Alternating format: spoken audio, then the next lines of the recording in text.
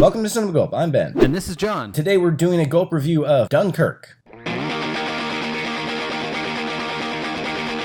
If anyone's ever wanted to know the difference between Christopher Nolan and Michael Bay, all you have to do is look at Dunkirk and Pearl Harbor. Had they made a movie like Dunkirk back in 2001 when trying to honor Pearl Harbor, they might not have been making fun of the United States for that movie for the past 16 years. Dunkirk is an amazing achievement by Christopher Nolan, a total return to form. John, what did you think of Dunkirk? Well, I agree with that last sentiment, that this is a return to form for Christopher Nolan. I thought his last two films, Interstellar and The Dark Knight Rises, weren't as good as the start of his career. I mean, he had 4 or 5 amazing films leading up to those, and then there was some missteps there, in my opinion. But this one is back to his A game. This was such an immersive film. Right from the beginning, you're sucked into this movie. They don't give you a lot to go on to get the story going. You really have to pay attention and follow along with this movie, but it is, it's a war film, so you kind of already know what's going to be going on here. But what they do with this to really make it interesting is they're telling 3 timelines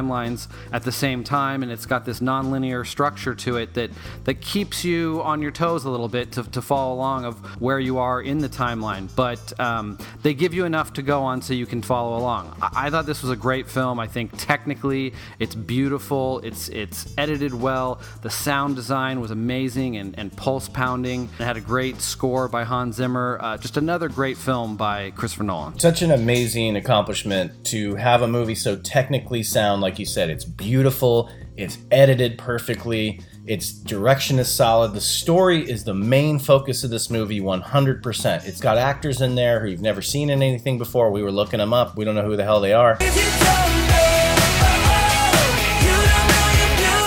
They fit right in there because they are tools, like everything else, for Christopher Nolan to make the movie that he envisions. And when he has a vision for something, he will not release it until it's exactly what he wants. He's an innovator when it comes to storytelling through using his technical skills as a director. I love this movie because he had one story to tell, one particular part of huge battle that took place in France. Because it starts immediately, and it's the shortest Nolan movie maybe ever, and it starts immediately with tension, and it builds and builds and builds with that amazing Hans Zimmer score that is great to hear it a different style of Hans Zimmer score. It still has that tension, you still know it's him, but it's different. The editing just builds. I love this movie. Yeah, I felt like the score had a lot of kind of ambient sound to it that it was working off of, and then at other times it kind of had almost an industrial sound to it, a pulse pounding. I also thought it reminded me of what Trent Reznor was doing in Patriots Day. That had kind of like a taunt wire aspect to it,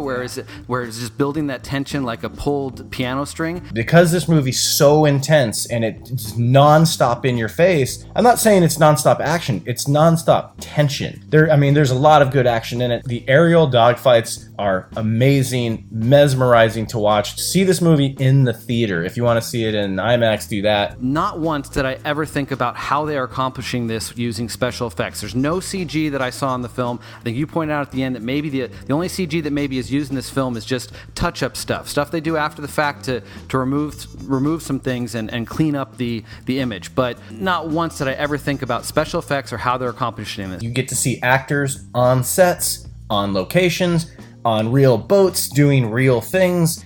You could see, this cast, not the ensemble actors, but the amount of extras in this movie. It's tons and tons of extras. And everyone seems to be it's almost as if the experience of the shooting and being out where they had to be out, played into a lot of the fatigue on some of these people's faces. To touch on technical aspects, because this movie's a technical marvel of a film. It's technically perfect, in my opinion. It's edited so well, it's hard to even describe. I think any editor will watch this movie and be like, man, that is swift, and man, that is calculated. Because this is a non-linear war movie that takes a little bit of time to let you know it's non-linear. And the way it's kind of brought into you, to me, was a perfect reveal. We're not giving anything away in the movie. It's just part of the story. It's a very different type of structured war movie than you've seen. And I can see it being divisive in that way with certain maybe older moviegoers who like the straightforwardness of a battle scene or something. But yeah, it's a very Nolan film. It's a war film, but it's a very Nolan film. He's always done a lot of nonlinear storytelling in his films, and the way it's edited, I think, is similar to films of his in the past. Don't go into this expecting Saving Private Ryan. It's different than that. One thing that's very different than a lot of current war movies, Saving Private Ryan, Fury, or whatever you've seen recently that was pretty good, this is a PG-13 war movie, so you don't get the violence that you get in some of those other films. But it didn't take away from the tension. It didn't take away from this film being visceral. I think it could have added to it if we saw some blood and guts, but that's not really Nolan's thing. That's a great point, because I was thinking about Exile Ridge a lot while watching this, because that's an amazing film, and this is too. Two very different types of filmmakers. One really pushes his sort of story across through a lot of carnage and through a lot of violence. This movie is violent. There's people who die for sure in big groups, and I think it's a reflection of how good Christopher Nolan is by giving us death and destruction and carnage and the horrific hell of war by the sound design, how it punches you in the eardrums when you see a big group of people get bombed, or how it hits the side of a ship. It's just as impactful to me as watching someone's chest get ripped open by a bunch of bullets. I think Nolan just did it so well, because when I found it was PG-13, I'm like, you know what, he's got this. I know what he's going to focus on. He's going to focus on the tension. It doesn't need to have exploding heads every 2 seconds. Every filmmaker has their way of doing things, and he has yet to really need to do that. He has other means for it, and that's what makes this movie so good and respectful too.